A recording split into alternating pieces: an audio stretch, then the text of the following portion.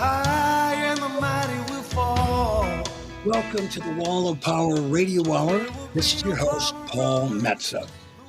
We have a most fascinating guest. Jeff Slate is a musician, songwriter, author, columnist, and all-around good guy. He will be performing on May 25th at the Sacred Heart Music Center, along with his partner Mark Bosch, as part of Dylan Days in Duluth. He's got a superb opening act, a fellow by the name of Paul Metza with harmonica whiz Sonny Earl. And we're looking forward. We had Jeff on a few years ago when he had a record out. We've never met in person, so I'm personally looking forward to that. But before we get Jeff on, I'm going to brag a little about this guy. I don't know where he finds enough time in the day, but his work has appeared in the Wall Street Journal, Rolling Stone, Esquire, and the New Yorker, among others. And he wrote the authorized Roy Orbison book along with the late legend's son. And he has written liner notes for The Small Faces, Sean Colvin for Stax Records' 60th anniversary reissue, the Beatles' 50th anniversary edition of Sgt. Pepper's Lonely Hearts Club Band. And in 2018, Slate wrote the 10,000-word essay included in Bob Dylan's More Blood, More Tracks. He doesn't stop, this guy. He also wrote something for the Rolling Stones. And we don't have to talk about it right away, but because this will be airing as the kickoff to Dylan Week up in the Twin Ports, he also interviewed Bob Dylan for the Wall Street Journal, and not many people can say that. Jeff, how are you tonight?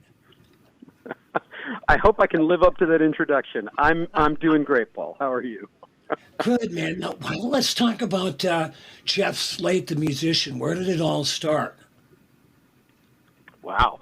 I was bit by the bug really early. I heard the Beatles, and that changed my life. I saw Little Richard on the Mike Douglas show, of all places. Sure. And that was, sort of an epiphany as a youngster. I had an older brother and sister. I raided their record collections and started, just digging into anything I could get my hands on.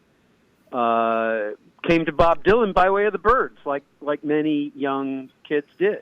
I was that makes two of us, Mr. Tambourine Man. I mean, I had some of the Dylan records from the '60s in that pile that I inherited, but they were a little weird for me at 6 or 7 or 8 years old. But I fell in love with the Byrds.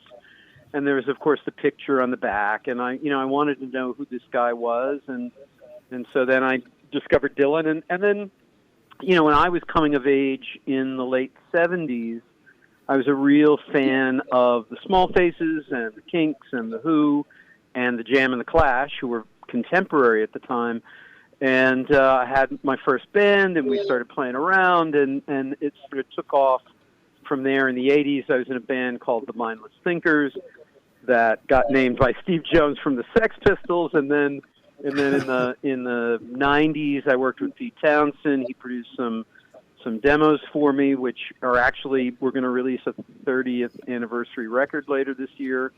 And then I was in a band called The Badge, who did not so much business here in the U.S., but did really well in Europe and the U.K. and Japan. And then, life changed, and I was raising 2 kids, and the music business changed, so I came off the road for a while and started the writing thing. And then around 2010, the band was sort of difficult to corral. Everybody's lives had moved on, so I started a solo thing, and that's where we find Jeff Slate today. Wow. Well, that's a pretty intriguing and interesting backstory. I got to ask you, have you had a chance to hang out with Jonesy of the Sex Pistols? Oh, we're still very, very tight. I mean, I literally texted with him yesterday. So I've been on his radio show when he had Jonesy's Jukebox out in L.A. People can look that up on YouTube because it's a longer version of what we're doing here today. And it's also, we play a song of mine together. I mean, we kept in touch remarkably when there wasn't social media. I'm not sure how we did it. But Right. then when social media kicked in and it was easier, and obviously, texting and cell phones and whatever, we reconnected, and I've interviewed him a bunch of times, and we've hung out here in New York City when he's been in town, and I've hung out with him out there in L.A. where he lives now. And I got to give a plug. He's got a new band with he and Paul Cook from the Pistols and Billy Idol and Tony James from Generation X, and they call it Generation Sex. And they're going out on the road. So yeah, I'll give Jonesy a plug. Yeah, well, perfect name for Jonesy's new band. I've got his. I'm very well acquainted with his autobiography, which I really enjoyed. Amazing book. Yeah. He's a really funny guy. No holds barred with that dude. Nope. Yeah, no, I mean, Keith Richards wishes he was as honest as Steve Jones. I mean, he's the real pirate, I mean, he's the real deal rock and roll star at a time when, people are trying to be careful, thread the needle in their exploits. Nope, he puts it all out there. It's a great, I reviewed that book and interviewed him for Esquire about 5 years ago, and I really encourage people to pick it up. It's an amazing tale. Yeah, and a great raconteur. Jeff Slate, you've also performed and are buddies with people like Earl Slick from David Bowie's band, and Carlos Alomar, also from John Lennon and David Bowie. And what I really kind of dug, you've got an association with McDuff. Duff. Oh yeah, sure. Yeah, Duff. Duff. Well, Duff. Yeah, so Duff I knew back in the bad old days in L.A. in the '90s, which neither of us particularly remember. But we did a charity show together about 5 years ago, and like Jonesy, we reconnected. And when you have a shared history, even if it's way there in the past and kind of tangential, it still connects you when you're musicians. So he plays on a track of mine. I've got a new record coming out later this year, and there's we're going to play it, I think, later in the show. He plays he plays bass on the album, and he's amazing. I mean, people sort of pigeonhole him because he's in Guns N' Roses, but he's a real deal bass player and just an amazing guy, really. And I have to say, when I interviewed Bob Dylan, he's one of the songwriters that Bob mentioned by name as being sort of a great songwriter. And so that if people can't take that seriously, I don't know what they can. Oh, that's freaking amazing, Jeff. Now because it's we're really happy. The folks that are putting the Dylan Days together, and bless them, they've got about 6 or 7 nights of music coming up in the Twin Ports starting tonight in Superior. Tell us about what it was like to interview Bob Dylan for the Wall Street Journal. Well, wow. As I often say when people ask that question, my NDA has an NDA. But I will tell you this. You never know what to expect when you're offered an opportunity like that. And I've certainly interviewed my share of famous people or musicians that I have always loved and admired. And I think, very rarely do I get nervous. Willie Nelson was one where halfway through the interview, I couldn't believe it was, it's like his voice. Willie is only, there's only one person who's Willie Nelson. Oh, yeah. Whereas a lot of guys, they're just, when you get down to it, they're pretty regular. But, interviewing Bob Dylan is another level of, I remember when I was talking to my editors at the Wall Street Journal and I presented it to them and they said, well, we do a lot of A-list interviews. This shouldn't be a problem. And I said, no, this isn't like George Clooney plugging his movie or even Obama. This is like another level of again, threading the needle, trying to get the best you can out of it, but also just coordinating the logistics of trying to pin down a guy like Bob Dylan. So it took over 2 months for it to happen. Once once Bob agreed to do it, it still took 2 months. Oh, sure. And then it was over in a flash. I mean, that's the crazy thing about it. It was, I'd periodically get these calls. Oh, he's going to call at 11 o'clock tonight, and then he wouldn't, and then he's going to call at this time, and then he wouldn't, and then it's going to happen, either tonight or tomorrow at noon. And I thought, well, it's probably not. It was already in New York midnight, and I thought, well, it's probably not going to happen tonight. He'll probably get to this tomorrow. Because he was out in L.A. He had been on the road, but then he was out in L.A., I guess. And sure enough, like an hour, 45 minutes later, it was all over. And it I got to say, it's, you never know, like I said at the beginning, you never know what you're going to get when you interview somebody like Bob Dylan. Is he going to be cagey or, sort of duck and weave when you ask questions? He was completely engaged. He was really interested in what we were discussing. It was ostensibly pegged to his book, The Philosophy of Modern Song, but it was weirdly for this tech gear and gadgets column in the Wall Street Journal, which is I think why he agreed to it. It wasn't going to be how did you write Blowin' in the Wind or Hard Rain's Gonna Fall. It was going to be a little bit off-center, and I think he liked, I presented some sort of, general bullet points, this is what we might talk about, and I got word back from his management that he liked it. And so he was very open, and he was very interested in talking about, his pandemic experience was much like the rest of ours, and what he watched on TV, and what he refurbished a Chevy, and he listened to Peggy Lee, and he, watched Coronation Street.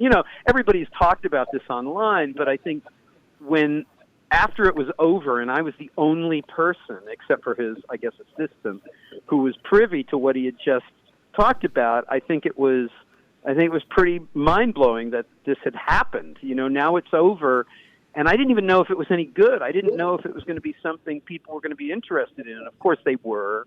I didn't need to worry about that. But, people have said to me they think it's one of his better interviews, certainly in the last 20 years. And, of course, he doesn't do many anymore. So, it was an honor, and it was mind-blowing. And, look, as a kid who looked at those records as a young whippersnapper in suburban Connecticut, imagining myself with an acoustic guitar playing something like it someday, to then be talking to the guy who really wrote the book on being, the modern rock star, or the modern songwriter,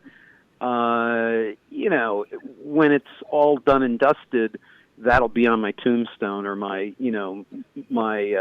obituary, and I'm pretty happy with that. I think it was an honor. What else can you say? I want to suggest to any listeners out there in the Wall of Power Radio, our audience, to track that down if you can figure out how to get around the paywall in the Wall Street Journal. By all means, read the interview. Jeff, you did a great job with that.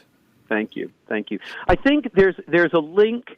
If you go to my Twitter or my website or my Facebook, there's a link to my link tree, which is like all my various things. And if they go to that, they can get tickets for the Duluth Dylan Fest, but they can also, I think there's a free link to both versions of the Wall Street Journal article, and there's also a link to the full transcript, which is on Bob Dylan's site. So if they want to read the whole thing, they can go there. But I think there's a free link to the journal version, which I encourage people to read, because I think it gives you kind of a little insight into what we thought editorially was the most interesting, and you can tell me if you thought we were wrong. Now, Jeff, tell the folks out there what if they want to go to Jeff Slate's website, which I encourage people to do. It's a great website with a lot of info and music. What is your URL for the Jeff Slate website? It is Jeff Slate HQ. So you can find pretty much anything about me there, and links to most things that I've written, and books that I've written, and merch, and upcoming gigs, and the calendar of dates. And you can buy tickets, as I said, for the Duluth Dylan Fest. So please go there. Now, are you also doing a Dylan themed performance around New York City at some point around this time? Did I read? Yeah, we so this is I think this is our 10th birthday celebration. We have a residency since then for about the last 10 years at a place called Hill Country, which is a sort of Americana-themed restaurant here on West 26th Street. We're doing that tomorrow night, which is, I don't know when this is going to air, but that'll be on the 19th. And then the following day, we're doing an acoustic gig here in New York City, and then we've got rehearsals, and then we head to Duluth, and then we're back to upstate New York to do another Dylan Fest, and then we hit the road to Tulsa to play the Switchyard Festival, and then I'll be appearing with Margot Price at the Switchyard Festival for the World of Bob Dylan Conference, and then we're back here again for a David Bowie convention, which is gonna be here in New York City, and then we've just got a full summer of dates, whether they're acoustic or full band or whatever. It's busy. We're back to almost normal here in the world of live music, which is nice. I'm going to have to take a nap after listening to all that. You tired me out, Slate. Hey, Jeff, tell us about the song I want to hear next, Heartbreak, your song. Well, you raised it earlier. Earl Slick, who I've now worked with for almost 15 years, and Duff is on it. A couple of the guys from Paul Weller's band, the English rock star, the Mod Father, and Lee Harris from Nick Mason's band, Saucer Full of Secrets. So yeah, it's a really cool song. There's an animated video on YouTube if people like what they hear and they want to see a cartoon version of Jeff Slate playing it. But yeah, it was one of those things that came up during the pandemic. Slick and I were going to go out on tour, but that got scuttled, and so we had time set aside anyway to write and record an album. So I was stuck at home, and he was stuck at home, and we did that mostly by sort of phone and messages and so forth, and sent the files around to everybody, and they were able to put their mark on it, and then we once things loosened up a little bit and there were vaccinations and we could be safely in a recording studio, we went to a studio up in Connecticut and spent about a week there finishing that track and the rest of the album. So, that's the story of Heartbreak, but that was, it was a moment in time that I think most people can relate to. I wanted to write about what I was experiencing, but not write about, the lockdown. I mean, nobody wants to hear your experience when they've all experienced it, but I think they want to hear about what you were feeling because they can relate to that. So I think that was where that song came from. Let's listen to Heartbreak by Jeff Slate. Then we'll have him on for the rest of the show on the Wall of Power Radio Hour.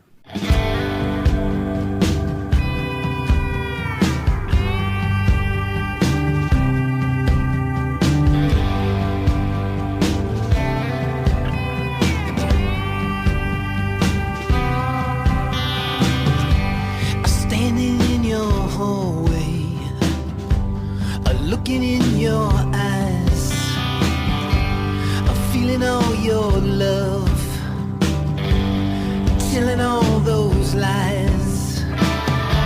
I took your love, I took everything, and in return I gave you nothing. A line in your bed,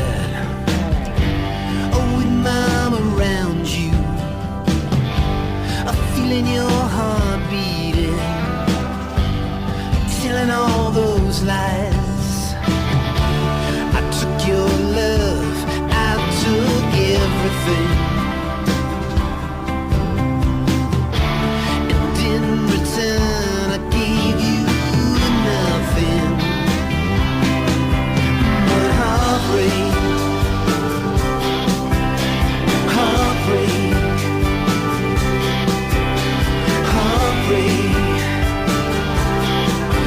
Yeah, heartbreak. But you gotta live life like you're gonna die. You gotta make choices that will change your life.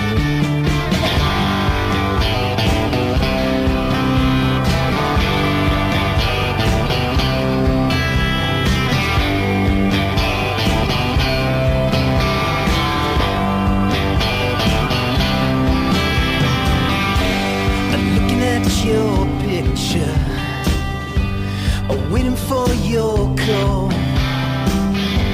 I'm trying to find the courage for facing all those lies. I took your love, I took everything.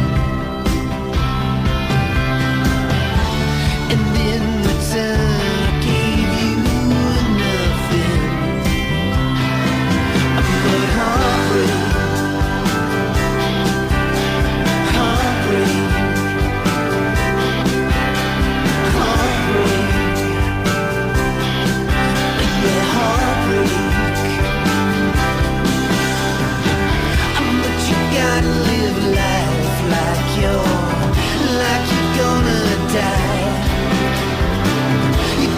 Take the chances that will change your life and your heartbreak,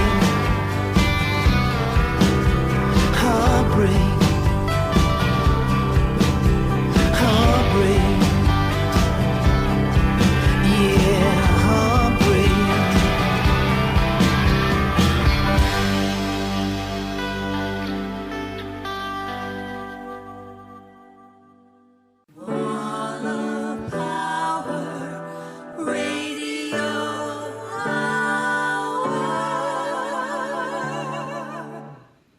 Welcome back to the Wall of Power Radio Hour, Set 2. This is your host, Paul Metsa, with my guest, Jeff Slate, who will be appearing with his buddy Mark Bosch on May 25th at the Sacred Heart Music Center in Duluth, Minnesota.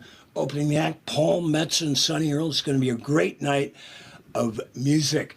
Jeff, how do you find time to do all this? I mean, you're writing, you got a family, you're playing live, you got a million things going on. How do you keep everything straight?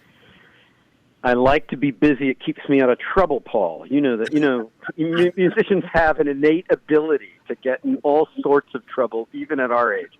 I've heard that.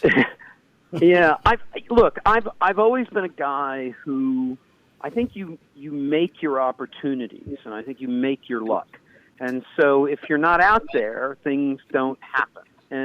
And whether it's, we're playing an acoustic gig at a flea market here in New York City on Saturday, and I'm happy to do that just as much as I am to play Kane's Ballroom in Tulsa, Oklahoma, or Sacred Heart in Duluth. I think you never know where the next gig is going to come from, where your next fan is going to come from, where the next opportunity or inspiration is going to come from. So I think if you put yourself out there, whether it's creatively as a musician or as a recording artist or as a writer or just as a person, I think the more you're engaged with the world around you, the more you're going to get from it and the more you're going to be inspired.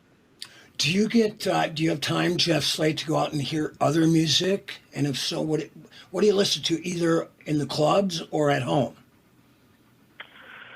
I don't get out much because it's funny. I remember when I was working with Pete Townsend, I'll drop a name. When I was working with Pete Townsend in the 90s, there would always be people in town that he knew and that I would want to go see. And I would say to him, hey, let's go see Marianne Faithfull or Brian Wilson or, the Black Crowes and Jimmy Page or whoever it was.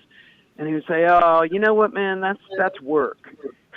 and the only time I could get him to do it was we went to see, believe it or not, Madonna at Madison Square Garden on the Vogue tour, because I guess that didn't connect so much to his day job. And I think I relate to that a little bit now at 56 years old, that, unless it's a really good friend who's passing through town and they want me to play with them, or they're, haven't seen them in a long time, I'm pretty busy and I don't get to see enough live music. I did get to go see Bono's one-man show at the Beacon Theater here a couple of weeks ago. I went to see a couple of Elvis Costello shows when he did 10 or 12 shows here in New York City to a little place, the Gramercy Theater, which is only about 500 people, back in February. And, so if it's a special occasion, I do try to make it out, and I do try to see my friends' bands as much as possible. But there aren't enough, like you said, you were joking about it, but it's true. There aren't enough hours in the day to do your own thing and support every friend you have who's a musician when you've been doing it as long as we have. There's just almost everybody in my life plays some kind of role in a band one way or another, whether they're, roadies or managers or backing, sidemen or front guys. And so it's, I don't see enough is the answer to it. But I listen to a lot at home, and I try to keep tabs on what's going on. And, so, Now, but yeah, not enough hours in the day. So what was it like when you're working with Pete Townsend, which I can imagine the first meeting's got to be put a little fear of God in your heart. But once you guys got comfortable in the studio, what did he tell you anything about recording or anything else that you could share, maybe pass on a little of Townsend's knowledge to the rest of us?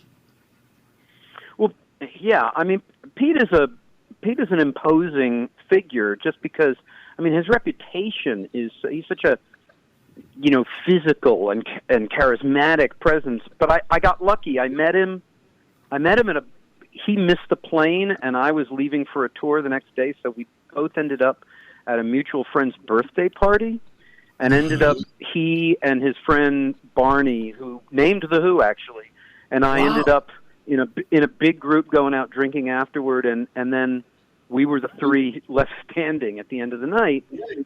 And he gave me his phone number and said, let's keep in touch. And I didn't really feel comfortable doing that when I passed through London, though I did keep tabs with Barney. But then just by coincidence, he was dating my girlfriend at the time's best friend. So we would go out, as guys do, on double dates, and they would end up talking about whatever they were talking about, and we would end up talking about what we would talk about. And it wasn't music. It was usually books he was reading or films one of us had seen, or just things around New York City. And we got comfortable around each other.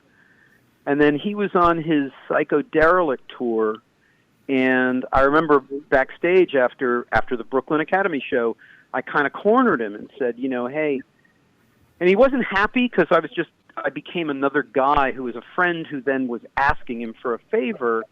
But he said, look, come out on the road, just travel around with me for a few days and let's talk about this. And every night after the show, we'd go to the bar and we'd just sit and talk about how this would work.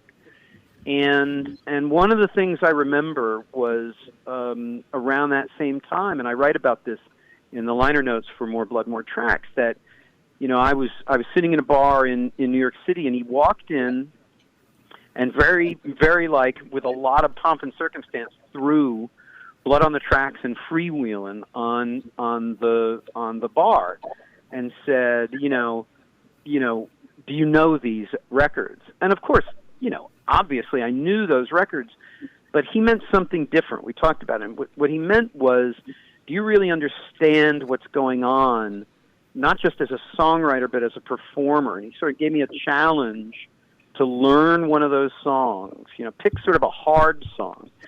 And I ended up picking Idiot Wind and try to learn it and try to perform it, not like you're covering Bob Dylan, but inhabit the song and try to give it your own spin and not just remember the words, but really, perform it for people in a way that.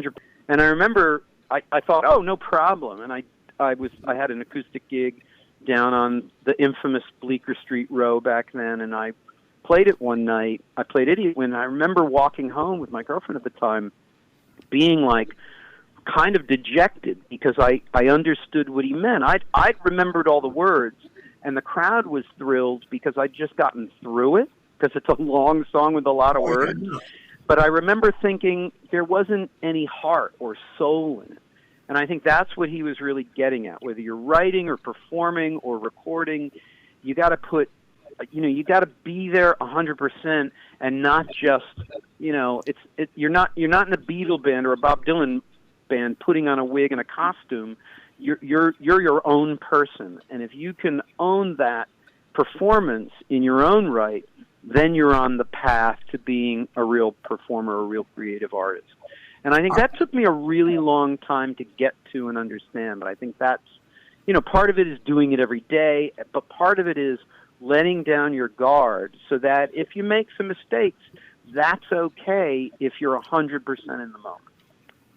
That's wonderful advice. Coming to you through Jeff Slate from Pete Townsend, and without giving away your set list up at the Sacred Heart in Duluth on May 25th, might we be hearing Idiot Wind?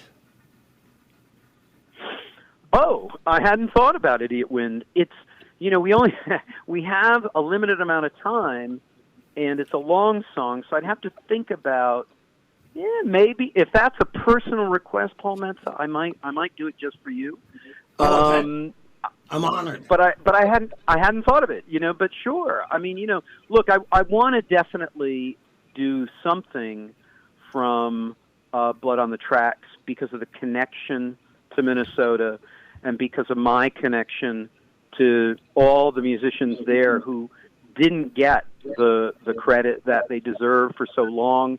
And I worked with Kevin Odegaard and Jeff Rosen in Bob Dylan's office to make sure in that box set they all got credit where credit was due, because they really elevated that record when it was, a little bit drab, as the first version of it was just acoustic takes, one after the other. And I think Bob realized really quickly, and we can certainly see that he was looking for something greater than just a series of acoustic takes.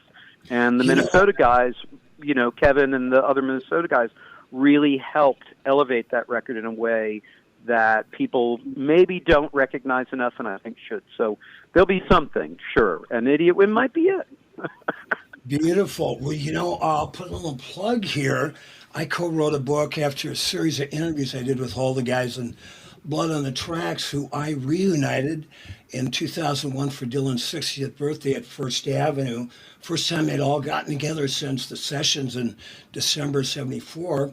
And the University of Minnesota Press will be releasing Blood in the Tracks, the Minnesota musicians behind Dylan's masterpiece, on September 12th. And we've been invited down to your buddy and mine, Steve Jenkins, and invited us down to the Bob Dylan Center to do a little discussion and performance. So between your liner notes and the book that's coming out, I think those 6 gentlemen will finally be represented in the way they always should have been. Tell us about writing the liner notes for More Blood, More Tracks. And I have to compliment you. Jeff Rosen and Bob Dylan's management team have to have a lot of love for your work and trust in how you present, in this case, what's it, 10,000 word essay? Yeah. I mean, it was originally commissioned as only about, I think, 2,500 words, maybe 3,000 words. But once you dig into that story, I didn't feel it did it justice. There's a shorter version of the essay in the 2 CD or the 1 CD version and the vinyl, but to tell it for the box set and all 5 CDs, you really needed that much space to give everybody their due.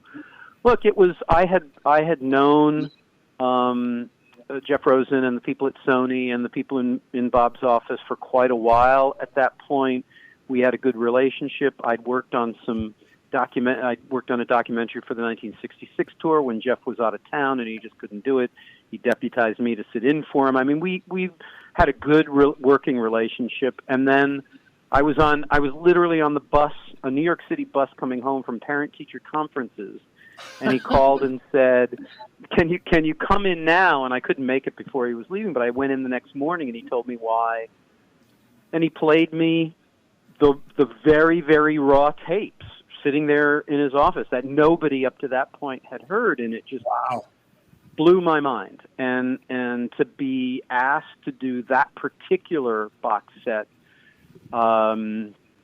was, it's a real gift, not just as a writer and Bob Dylan fan, but as somebody who has a relationship with that music as a performer and songwriter.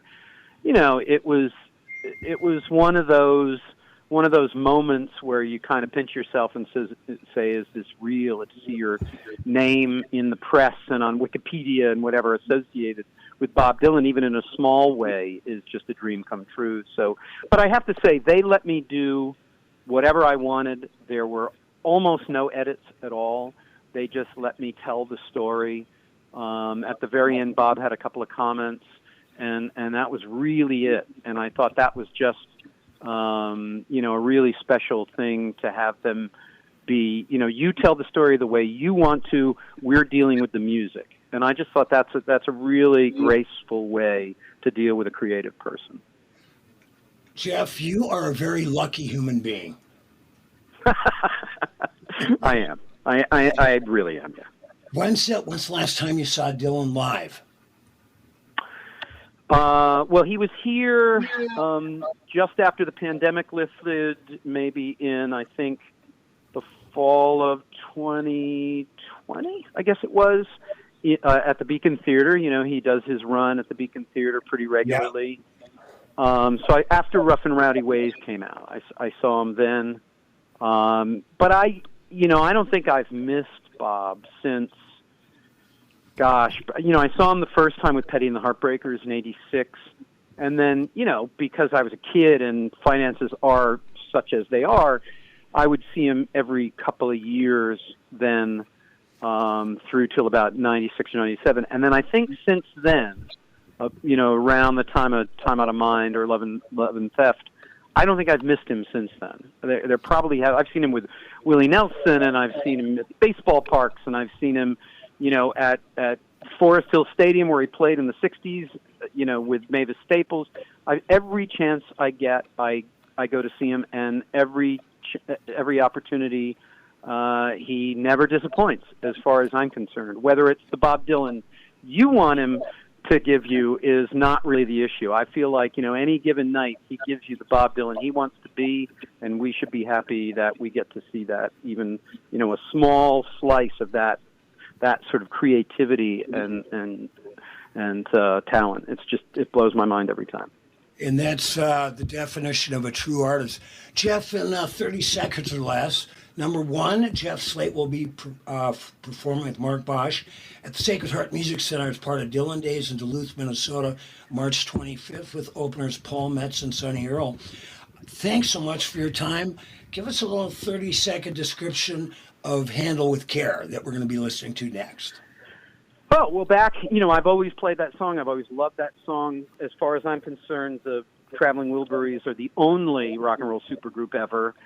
And a couple of years ago, when it was Tom Petty's 70th birthday, we got contacted because I have a long history with the band, and I knew Tom just a little bit and his widow Dana, and they asked us to contribute a version of something by Tom, and I picked that, and this was during the pandemic as well. We went into a recording studio, and we were as safe as possible, and we filmed it, and it's 100% live. So that's what I love about that take, is that's what we sound like. Beautiful, Jeff. I look forward to meeting you and hearing you travel safe, and we'll have more to chat about when you get up to the Twin Ports. I can't wait. I look forward to meeting everybody and hope to see you all soon.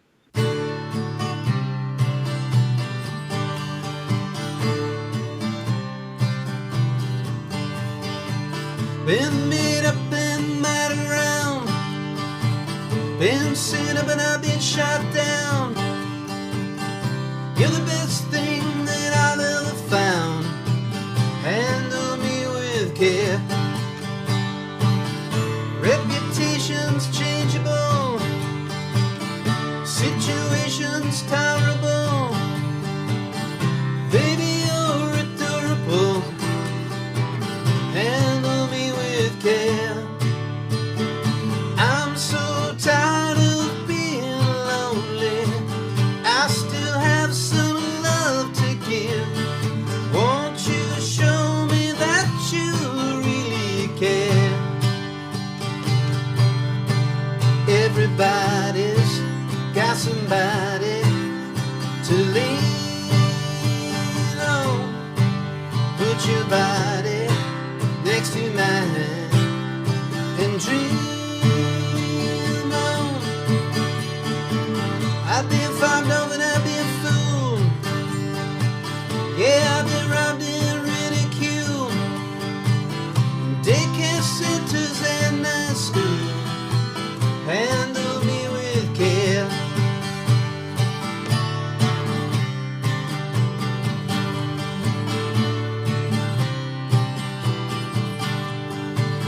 been stuck in airports, terrorized, sent to meetings, hypnotized, overexposed, commercialized, handle me with care. I'm so tired of being lonely, I still have some love to give. Won't you show me that you really care?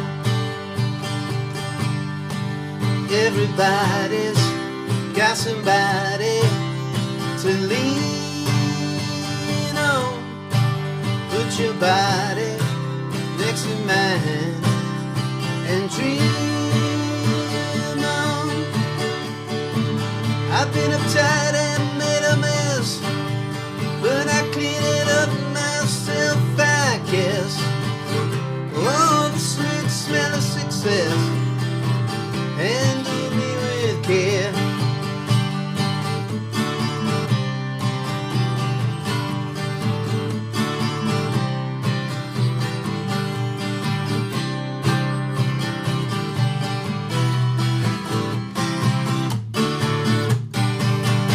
Thanks for listening to the Wall of Power Radio Hour. The show is produced by Paul Metza, engineered by Brett Johnson. We'd like to thank our guest, Jeff Slate. His website is jeffslatehq.com. My book, Alphabet Jazz, Poetry, Prose, Stories, and Songs, available on Amazon. Also at the Electric Fetus in Minneapolis.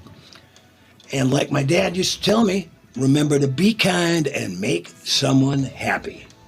The high and the mighty will fall. There will be no power brokers. The wall of power will